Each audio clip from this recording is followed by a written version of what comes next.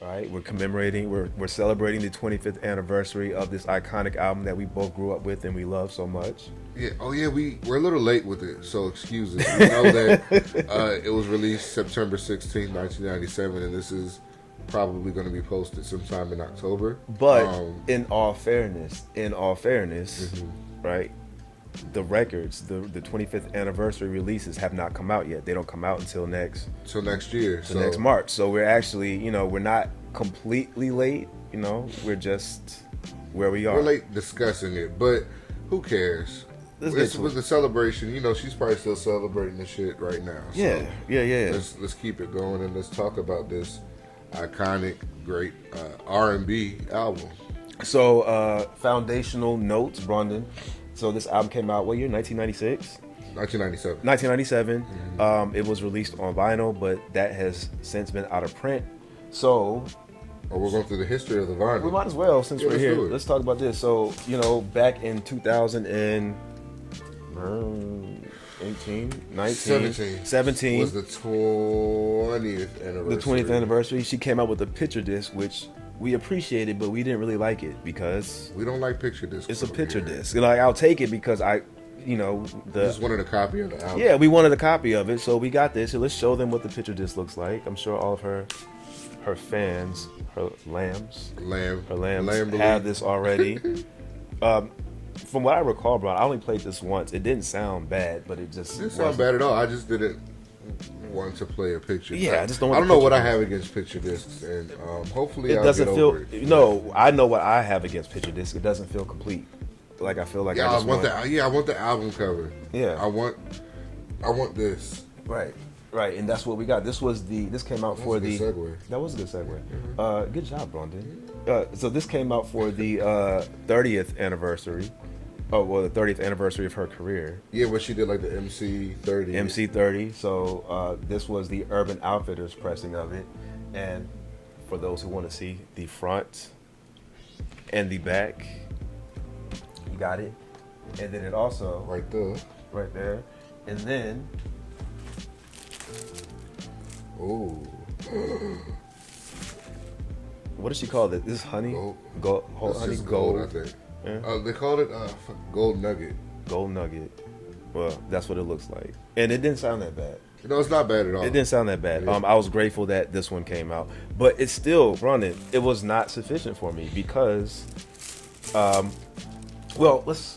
of all, the very first episode that we posted was Mariah Carey. And we both selected our top 3 favorite Mariah Carey albums. Neither one of us selected Butterfly. Neither one of us selected Butterfly, and I'm sure you have your own reasons. My reasoning was because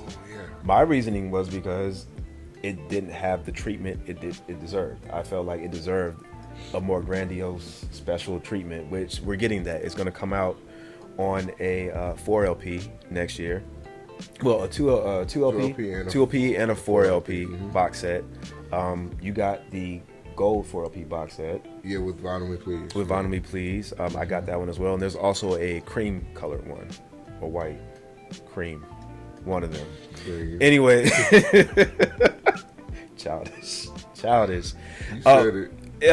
But yeah, so the reason I didn't select this album was because we didn't get that special treatment, but now we do get it. Unfortunately, we have to wait until next March, but I'm still grateful for it. I'll be waiting. Anyways, most importantly, Brandon, let's get to the music on here. Let's get to the music. We're going to go track by track. Track by track.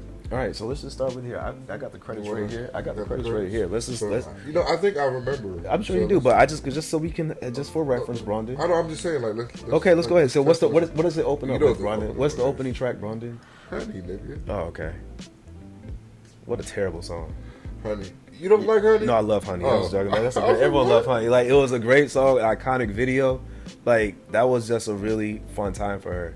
Go ahead, Brandon. Yeah, I agree. I love that she, I felt like, I love in the 90s, a lot of artists, you felt that it was a new era for the artist. Like, they come back with a whole new look, especially like if it was a female artist. She would come back with like a brand new hair, brand new weave or whatever, like hair color, all of that shit. Like, you just felt this sense of like, it's just a new era. And with Honey, I remember feeling like that with Mariah Carey. I don't think we had ever seen her that sexy, that free. It seemed like Right, she right. felt. So it was exciting, and I remember the video, premiering and it just being like this big production. It felt like I would think Brett Ratner probably did it Probably. because I think he did a lot of her shit. But it had what's the comedian's name? Eddie. Griffin.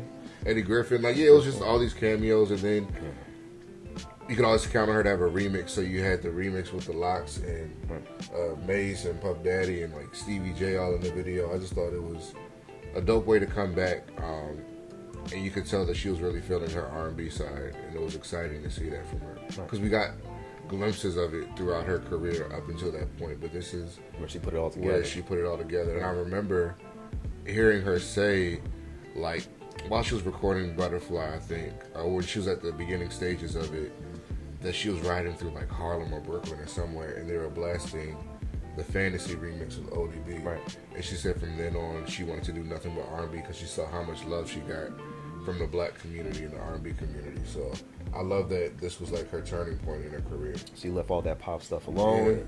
Yeah. I mean, she's still this pop-ish, but she definitely She prioritized. she became an R&B artist with this Right. album. Yeah, she which I prioritized love. R&B. Yeah. Great recap of Honey, bro. And then what was track number 2? Track number 2 was Butterfly. Am I right? Yeah, you're right. Butterfly is a song that she wished Tommy would have sang to her. She wishes that Tommy So would sing like she Butterfly wrote to her. Butterfly, wishing that he would have said those kind words to her. She knew she would Okay, never I get get it it. from him. I get it. So she wrote it out like, This is what a good husband would say. yeah, like this is what I wish you would say to me. Because if you listen to it, it sounds like Right, yeah, it's like, it makes I get sense. it. Yeah, It makes sense because, like, why are you? This is about you being free. This is Exactly. about you being free, Mariah. But But she wanted those are the words that she wanted him to say to her. So she wrote it. what's up? Why does she have horses? What's up with the horses in the Butterfly video? But we ain't gonna talk about that. The horse, was she like in a tree too? She was like hanging from a tree. Her hair was all over the place. It was just it looked like it should have been the video for Break. Was there a butterfly in the video? I'm sure there was one. Well, That flew by. It was more so horses. But I guess she was setting the horse free. I think. But why wouldn't you set the butterfly free? Because that's boring. Like an insect. Like it's just going to go out. A horse is more dramatic. Butterflies are beautiful. They're beautiful, but I'm saying like in a video, like you open up a jar and just be like, nigga, go. Like, whereas a And horse, fly, it can you got to actually go to fly the away. stable. You got to walk through some like pig shit probably. Did she ride it? She didn't ride the horse in the video, I did don't she? know. I don't think she got on it. That would have been cool if she had rode on the horse Yeah. and like rode off into the sunset It was like she was just singing in slow motion. and like shot the middle finger to Tommy Mottola or something like that. Fuck Tommy. Yeah, fuck Tommy, but no. Is he still powerful? Nah, I don't think so. I don't, Fuck Tommy Yeah, I don't Mottola. think so. Yeah. Asshole, put my girl through that shit. The next song, My All. And My All isn't my favorite song of her. It's a beautiful song, but it just wasn't. That's one of those songs that had to grow on me. Yeah. Like I didn't like that one when it first came out because I was too young to appreciate that type of song. But as I Very got Celine older, Dion. Like, yeah, really. This, But pop. you know the interesting thing about the song, her pop songs on this album compared to something on Daydream, it had R&B undertones to it still. right? If you listen to like the kick drums or whatever, and like the songs like that, like it still had an R&B feel to it. Like it was a little extra oomph to it. Like I can't explain it, but I was listening to it on the way over here, and even though again it was like a regular pop ballad, it had a little nigga in it. And My All had a little Latin, and also My All had like a Latin feel to it as well. You said it had a Latin feel. Yeah, like a Latin, like a little bit Spanish guitar, Say it again, Brandon. Spanish guitar. All right, then we get into Oh, the roof. oh. Then we get into the roof. So this is this is my beep. She said she was riding through New York. I think in her book she said she was riding through New York. Then she heard Shook Ones. she heard Shook Ones, and then that was the inspiration for using that That beat. using that beat in this song. This is this one of her favorite? This is like her favorite on the one I of her say it's favorite one of her songs. favorite songs. One of her favorite yeah, songs, for right? sure. At least that's what it sounds like. The way It's she one of talks her. about it. I think she says it's one of her favorite songs, and she said it's the best song that she's ever wrote. Because if you really like, I don't know, many people don't listen to lyrics like maybe me and you. Yeah. But she really tells a vivid story where you can literally imagine About an everything. affair. Yeah. About what? An affair. really vivid. She- Wait, it who was it it? Like she talked about it it. was Look, this about, was about not A. Was it A-Rod? No, not A-Rod. Derek Jeter. Yeah, I think It was Derek Jeter. Yeah. The way that she sang on that song kind of set the tone for the rest of her career. Like, she was really in her hip hop. Even the way she rolled the beat on that was different than she's ever, in my opinion, sang on any other songs. Like, I've never heard her sing. It almost, I could hear Faith Evans singing this song. I can hear a lot of different R&B singers having this song, and it sounds like the song. Well, especially like the background vocals. Or Yeah, it was whatever. very bad boy yeah. 90s. Like Yeah. we never, I never heard her like that before. Honey was like, yeah, that was. I think anybody could kind of sang that song, but not anybody, but I can hear a lot of. But like with this particular song, like it was for a black artist, a black R&B artist. Mm-hmm. I think that was a turning point in her career as well. The song, at least. Was it really like? Was this well received when it first came out though? The Like, song, no. yeah, I'm just saying because it wasn't really. It was along with the time he was holding. Yeah, about to say. So this wasn't necessarily a standout at that in this era. No. Like I feel like over the years. I think it was a fan favorite, and I think that. I mean, it got to be like I think they just gave her music videos just because like how can you not give one of the biggest artists on your label right. a video, but it didn't get a proper release at all. I don't think it was released to radio at all. Well, we're gonna talk. Well, I didn't want to skip too far ahead because there's a few other songs on here that kind of fit in that same bucket with The Roof. Mm-hmm. But before then, we get more R&B vibes on 4th of July. Yes, That was one of my favorites growing up. Like I think I love the instrumentation in that. I love that traditional groove. I mean, you know the type of R&B that I like. Mm-hmm. That right there is that traditional R&B that I hope that I look for. I look for one song like this from most R&B artists, or from all R&B artists. Honestly, like I think everyone should have at least one like this, where you have that really smooth groove, like that really smooth bass line. It's just a favorite of mine. It still is to this day.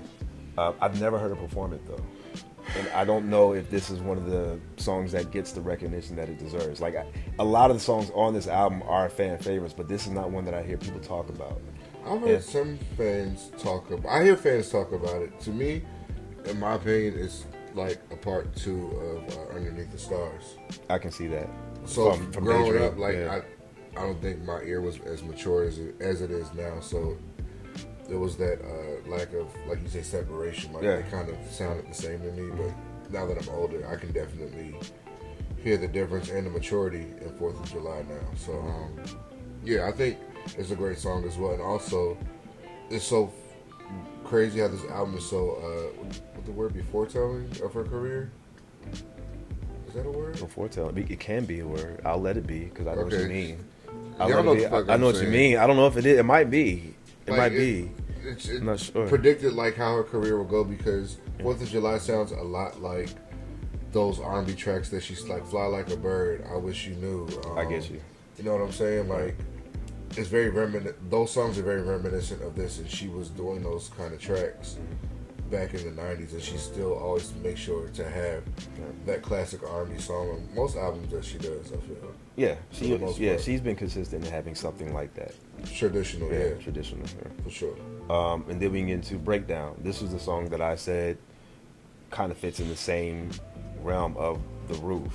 It's Bone Thugs and Harmony. Oh, yeah. Right? So, I mean, how did that one, if you recall, correct, because I don't remember, how was that one received when it first came out? Because that was a single. That did have a video. It did have a video, but it was another one that wasn't promoted. Right. Like, it's crazy. Like, it really, I think she talks about it in her book, but a lot of songs off of this album unfortunately suffered at the hands of her and Tommy's divorce because he was a very bitter man. So he made sure that a lot of this album didn't really get Well, this much. album. And he didn't like her being urban either. Right. Keep that in mind. So she kind of, I think this album was also probably, I think she can be petty at times. This album was kind of her slap in the face to Tommy too. Like, I'm going to do what the hell I want this time. It was her free. I mean, she expressed free. this is her being free and Yeah, doing what she exactly. wants. Yeah. So I think that Being a butterfly. And I think that he probably took offense to that, and with his big ego, he was able to stop a lot of shit, and he did. Like, I mean, again, they're not going to say you can't have a video to Mariah Carey, who Right. made them so much money, but they could damn sure not promote it like they don't want to. And this is one of those songs where, yeah, we got a video for it and we heard it, you know, playing the album or at our cousin's house or even on the radio they played it sometimes, but it never got the full push that it should have, that it deserved, when it's probably one of the best songs in our catalog. How did this album do overall? Even though, so it wasn't promoted. It did well, but so like compared to, like, I think Music Box went diamond, I think Daydream went diamond. This album only 5 times platinum. Only. Back then, that was like, from Mariah Carey. Right, from Mariah Carey, that's a flop. I never looked. It's funny that we're having this conversation. I never looked at any component of this album as a flop. Yeah, but a lot of it wasn't. Like, she got her 2 number ones from it, luckily, which was Honey and My All. But other than that, like, they threw it away. They really sabotaged it. Like, I don't think a lot of people realize how much. I didn't. No, I didn't. Just because I loved it so much and I played it regardless. So I didn't. And that's what music meant to us back then. Right. I think it sucks now that we have the internet, when, you know, all these stands talk so much shit about, oh, it's not selling. So it's almost like we can't even enjoy an album without trying to talk about its success instead of how actually good it is. And thank God we grew up in that era where we can just enjoy the music. We just enjoyed the music. Yeah, because I had no idea. I had no idea that. But again, we saw the videos and stuff like that, but yeah, it was never an actual, like, it was promoted overseas, but in America, these songs didn't do well when we thought. Like, it's a saying now, people are, oh, well, this song went double platinum in my house. I don't know about the rest of the world. Like, Breakdown went diamond to me, but... Yeah, I played that song nonstop. So let's transition into some more rhythm and blues, Brondon. Rhythm and blues. Rhythm and blues, Baby Doll. Yeah. That was another one of my favorites growing up. I don't hear anyone talking about this song really ever, but co-written by Missy Elliott, produced by Stevie J. Just another, again, traditional R&B vibe. And I just always appreciate those moments from Mariah Carey. Yeah, to me, this is like Mariah Carey. Even though Aaliyah was a younger artist, this was, in my opinion, Aaliyah's influence. Really? Yeah, like, you listen to it, it's like a trip-hop track. It sounds like an Aaliyah song, if you actually listen to it. Like, I don't know if I can hear that yet, bro. I'm going to go back and try take, it. like, the production and all of it. Like, it's... Mariah Carey wanted what... I'm pretty sure she asked Missy to write for her because she heard what... Aaliyah, what she did for, like, 1 in a Million and shit. So, I mean, if you, like, you know, it's hard to kind of say what Aaliyah influenced it and didn't, but when I hear this song, it sounds like Mariah was like, oh, I love that 1 in a Million song. Can you do something like that for me? And Missy said, here, that's what I got for you. Like, the drums, it was very European production, like, just like a Timbaland track. Go back and listen to it. I'll go back and listen to it. Maybe you'll hear it. Maybe I'll go back and listen to it. Close My Eyes, Brondon. A ballad. So we're going back to the Butterfly. It's Butterfly My All. Yeah. Ballad. Back to what I said about, even with this song, like, it was a pop ballad, but it had like a strong 808s and shit. It still had like R&B influence to it in a way. She made sure that R&B was present throughout this album, even if she was giving you a pop song, which I really enjoyed. Close My Eyes, this kind of speaks to what we said before, how we didn't know how tragic. I don't say tragic. It was tough. Her life was tough. How tough her life was. Yeah. I don't think anybody really knew that much. Well, back then, another thing we should note, which I think her fans already know this, she wrote the majority, almost all songs on this album. Yeah. That's not something that I appreciated when this album first came out. I was too young to really interpret the lyrics and really delve that much into them and see how much hurt and pain she had gone through. It starts off with, I was a wayward child with the weight of the world that I held deep inside. Life was a winding road and I learned many things little ones should know. That's that right there in itself. Like, the song was so pretty that I didn't realize it as a kid. Like, I was like, oh, this is just a nice little pretty whatever, but no, that's pain. This poor thing. Oh my gosh. Like, she went through this up until this album. And she still gave us amazing music through it all. But yeah, I would have never picked up on that. Yeah, because it's such a beautiful. Yeah, it's really nice. It's a ballad. It's a ballad. Yeah. But that's another fan favorite, I think. And she still does perform the song sometimes. Okay. But Yeah, Close My Eyes is just, I think that as I'm older now, I realize how tough her life was. You know, I appreciate this. I'm sorry, album. Mariah. Thank you for venting through this album. Yeah, because I'm pretty sure there's a lot of kids out there that went through, you know, similar shit, and it's helped them through a lot. Like, I think that's why she connects so much with her fans, because they really do. I think she even said they understand her more than anybody else in the world. So, by the way, this album cover does not scream trauma. This album cover does not scream bad bitch. Yeah, it does not scream any type of trauma or depression or anything like that, which is kind of deceiving because there's some heavy stuff on here. Yeah. And then we get into Whenever You Call. The Brian McKnight version isn't on this pressing. It'll be on the reissue. And the #1 vinyl that came out too. Right, yeah. Right. But I mean, it's kind of sappy, but she sounds great in it. It's an appropriate song for her. Yeah, it's an appropriate song that her fans. 90s ballad. Yeah. She needs something like that, and If that would have been released, that would have been #1. I can see that. Yeah. I can see that. Yeah, I didn't hate it. I didn't love it as much as everything else on. For sure. But I understand why it's on here. Yeah, it makes sense. Yeah. It makes sense. Fly Away, the Butterfly reprise. I think it seems like her fans like this more than the actual song itself. She does too. Yeah, it seems like it. It's fun. It's nice.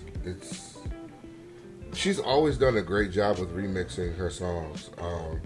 Mariah doesn't half-ass a remix. Like, she's going to give you a new track. She's going to give you new vocals and everything. Yeah. Because I think this is just a part of the actual Butterfly remix. It's a longer version out there.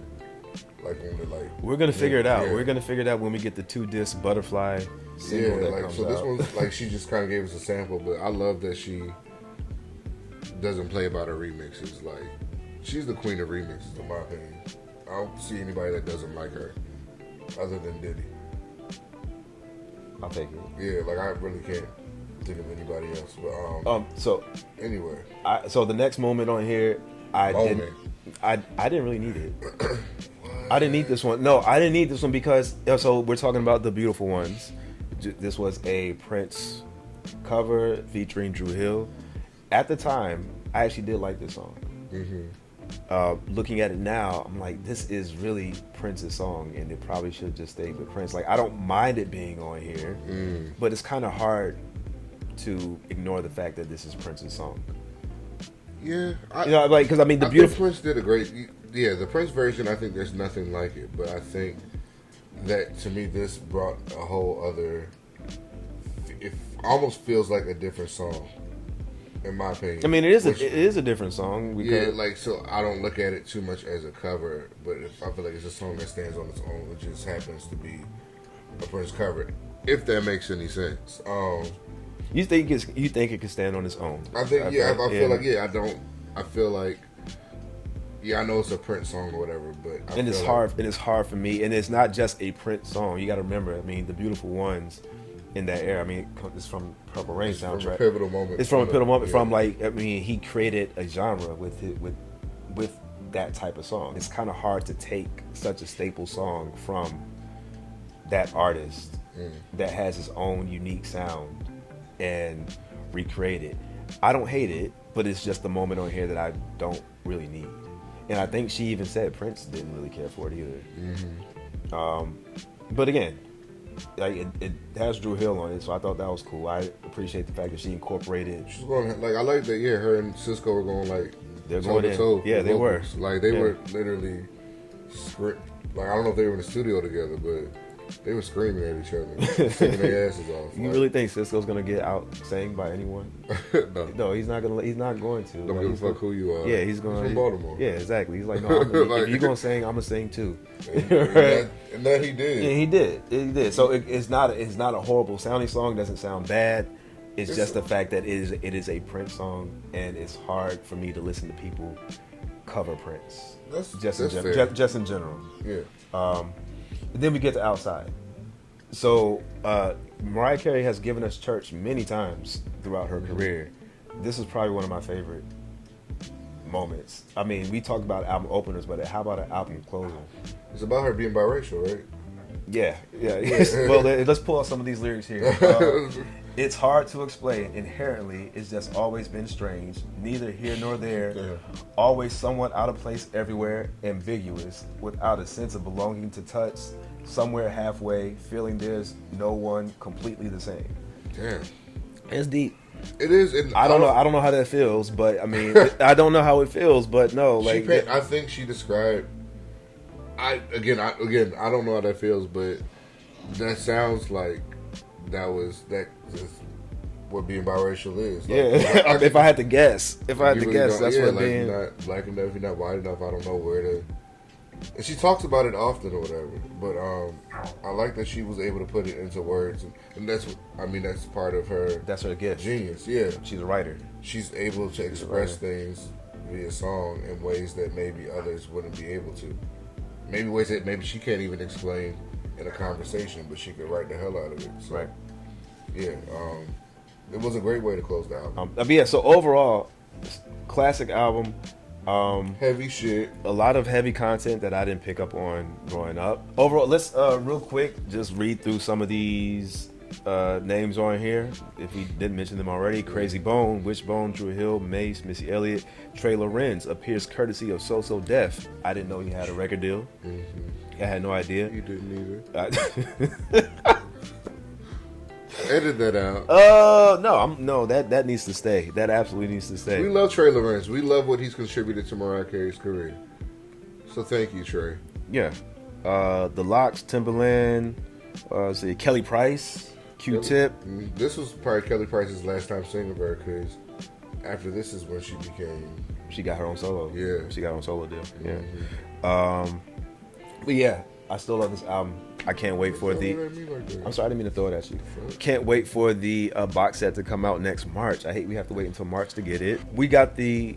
No, I got the gold one. We both got the gold one, so we don't have a cream one to. I'm not spending another $100, Mariah. $150. Yeah, it was pretty expensive, but I'm looking forward to it though. I'm looking forward to having it. There's Why also. did I do that? You said what? What happened? Thinking like, why did I spend that much? Like, I mean, because it's Mariah Carey. I mean, think about how much did you spend during the MC30? I mean, but yeah, nothing was. Well, not one item was $150. So Miss Carey, Mariah, Christian does not like your price points. He thinks your price points are too high. It could have been $90. We don't know yet because we don't have the box. We don't have the box set, so we don't know. It's a book and some CDs. It's remastered. Oh, you know what? It's remastered. That does cost. That does cost.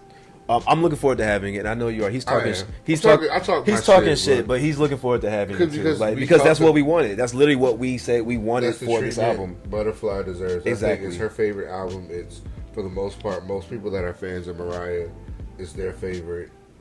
It's her magnum opus, as she's described it, and it deserves that type of treatment. So we're excited about it, and we're glad that she's celebrating the album in this manner. So thank you, Mariah. And then we should also mention like all the other stuff that's coming out. So we briefly just mentioned that there's a Honey single that's coming out, a 2-disc. Oh, yeah. So I mean that is the ultimate flex right there. An hour's worth of Honey remixes. So her lambs can have a Honey dance party, and listen to that. I bought a copy. I got a copy from Urban Outfitters. I ordered a copy. I'm not gonna listen to it. I'm not gonna listen to an hour's worth of Honey. I'm just not. But I'm impressed with the fact that she can release that she can actually release it. That's the flex right there. And then what else is there? Is that it? Then she's releasing a 2 LP version of Butterfly. So I didn't quite know this. Lionel educated me on it. So I asked him, I was like, well, why not? Because I used to hate 2 LP versions of albums because it would interrupt the listening session or whatever. But I feel now with 2 LPs, it makes your listening session more intentional. So you have to get up, flip it over, and pay attention to what you're listening to. But also, Lionel says it makes more room on each side of the record for it to be better quality. So getting the 2 LP is actually better than getting this 1 LP version of it. So that'll be available, I think, around the same time as... Around the same March next year. March. All right, anyways, thank you all so much for joining us to celebrate Mariah Carey's 25th anniversary of Butterfly. Thank you so much for watching. We'll see you soon. Peace.